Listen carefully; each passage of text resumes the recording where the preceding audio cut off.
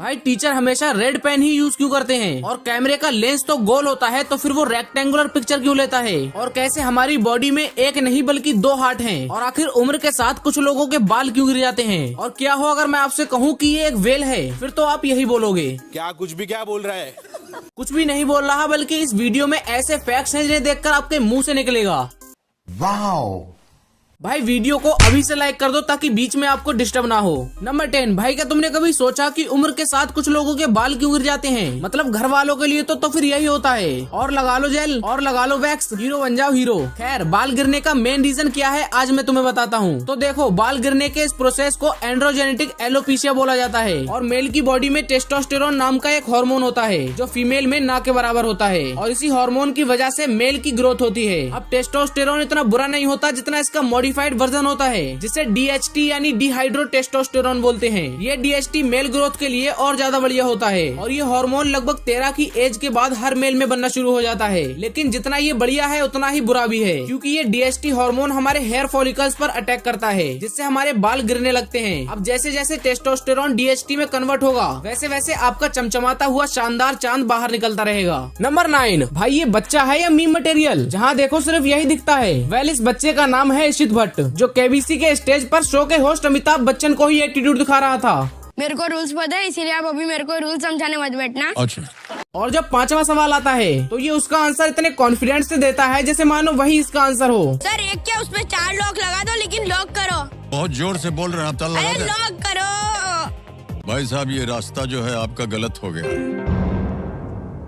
इसके बाद ये बच्चा सोशल मीडिया पर वायरल होना शुरू होता है और हर जगह इसको ट्रोल किया जाता है। नंबर 8, भाई ये एक ऐसी जगह है जहाँ 4 अलग अलग स्टेट्स मिलते हैं। इस जगह का नाम 4 कॉर्नर्स है और ये अमेरिका में है। और अगर आप यहाँ खड़े हो गए तो आप 4 अलग अलग स्टेट्स में खड़े हो गए, यूटा, कोलोराडो, एरिजोना और न्यू मैक्सिको। मतलब आप यहाँ खड़े हो और कोई आपको कॉल करके पूछे कि कहाँ है भाई, तो आप उसे चारों स्टेट्स के नाम गिना देना। नंबर 7, भाई क्या होगा अगर मैं आपसे कहूँ कि ये एक व्हेल है? फिर तो आप यही बोलोगे, क्या कुछ भी क्या बोल रहा है? लेकिन ये बिल्कुल सच है। पहले व्हेल्स ऐसी दिखती थी जो जमीन पर रहती थी और इसे पैकिसीटस कहते थे। और जब ये पानी में उतरे तो उनके पीछे के पैर टाइम के साथ गायब हो गए और आगे के पैर फ्लिपर्स में बदल गए। और हाँ, व्हेल्स मछली नहीं बल्कि मैमल्स होती हैं, इसलिए उनके पास पानी में सांस लेने के लिए गिल्स नहीं होते बल्कि हमारी तरह फेफड़े होते हैं, इसलिए वो पानी में सांस नहीं ले पाती और पानी के ऊपर आती है अपने ब्लो होल से सांस लेने के लिए, जो कि इनके सर के ऊपर होता है। नंबर 6, भाई ये एक ऐसा इंसान है जो पिछले 27 सालों से चलकर पूरी दुनिया घूम रहा है बिना किसी गाड़ी, प्लेन या बोट के। इसका नाम है कार्ल बुशबी, जिसने 1998 में चील से अपना सफर शुरू किया था। 2 साल बाद उसने साउथ अमेरिका को क्रॉस किया और अब बारी थी डेरियन गैप पार करने की, जो दुनिया की सबसे डेडलीस्ट प्लेसेस की लिस्ट में आता है। यहाँ स्मगलर्स, रेविल्स और आर्मी के बीच क्लैश होते ही रहते हैं, लेकिन कार्ल ने 50 दिन लगाकर अपने ग्रुप के साथ इसे भी पार कर लिया। लेकिन फिर पनामा सोल्जर्स ने उन्हें 18 दिन के लिए कैद कर लिया और छोड़ भी दिया। अगले 6 साल में ये बेरिंग स्ट्रेट तक पहुँचे, जो 2 कॉन्टिनेंट को अलग करता है। फिर इन्होंने विंटर का वेट किया ताकि वहाँ का पानी जम जाए और वो उसे पार कर सके।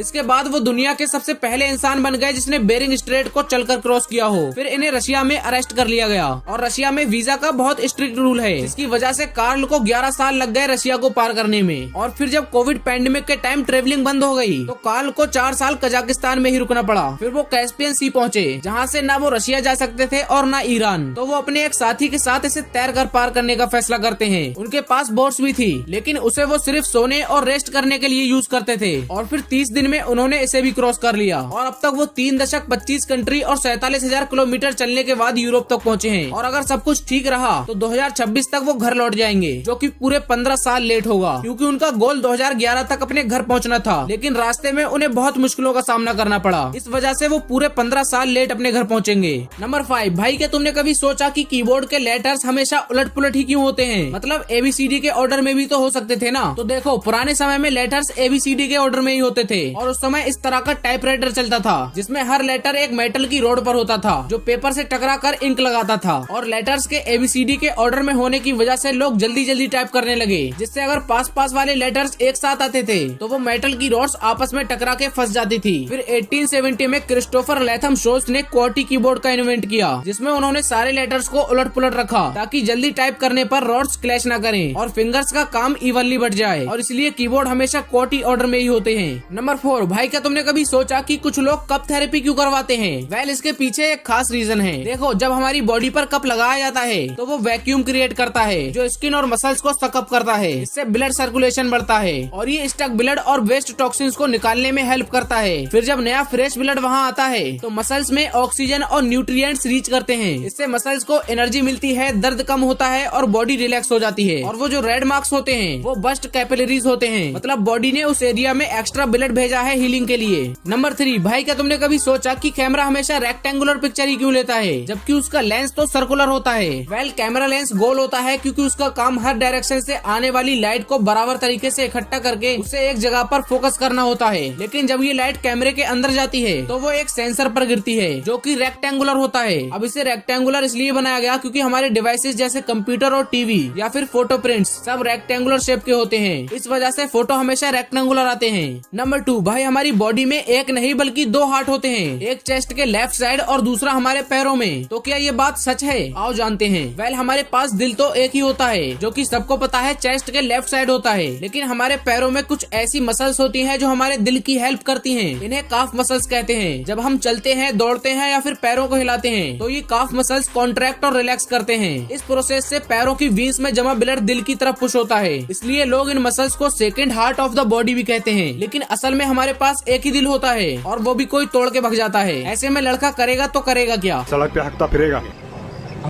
नंबर 1, भाई क्या तुमने कभी सोचा कि टीचर हमेशा रेड पेन का ही यूज क्यों करते हैं? मतलब हम स्टूडेंट तो ब्लू या फिर ब्लैक पेन का यूज करते हैं। वेल, टीचर रेड पेन इसलिए यूज करते हैं क्योंकि वो स्टूडेंट की ब्लू या ब्लैक हैंडराइटिंग पर इजिली विजिबल होता है और ज्यादातर पेपर्स व्हाइट कलर के होते हैं और उन पर ब्लैक लाइन होती है जिस पर रेड पेन से लिखे हुए वर्ड्स थोड़े अच्छे से दिखते हैं। और इतने सालों से टीचर्स के रेड पेन यूज करने से ये एक सिंबल भी बन चुका है। और स्टूडेंट्स को रेड पेन इसलिए नहीं दी जाती क्योंकि अगर रेड पेन से पूरा पेज भर के लिखा जाए तो वो उतना अच्छा नहीं दिखेगा जितना वो ब्लू या फिर ब्लैक पेन से क्योंकि रेड पेन ब्राइट होती है जिससे वो आंखों को चुभती है। ये वीडियो यहीं पे एंड होती है, लेकिन ये वाली वीडियो अब स्टार्ट होती है। इसे स्टार्ट करने के लिए इस पर क्लिक करो। इसके बाद आपको और भी ज्यादा मजेदार फैक्ट्स जानने को मिलेंगे, तो क्लिक करो और वीडियो को पूरा वॉच करो। और हाँ, इस वीडियो को लाइक करके जाना।